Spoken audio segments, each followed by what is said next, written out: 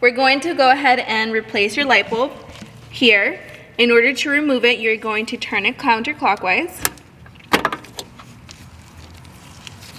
In order to take the light bulb off, there'll be a tab at the bottom. You're going to want to go ahead and press that down. Give your light bulb a slight tug. This is your old one. You're going to want to be replacing it with your new H11. Now to put the new one on, you're going to want to go ahead and snap it back on. Then you're going to want to insert it and turn it clockwise. Now that we've completed this side, we're going to go ahead and move on to the next.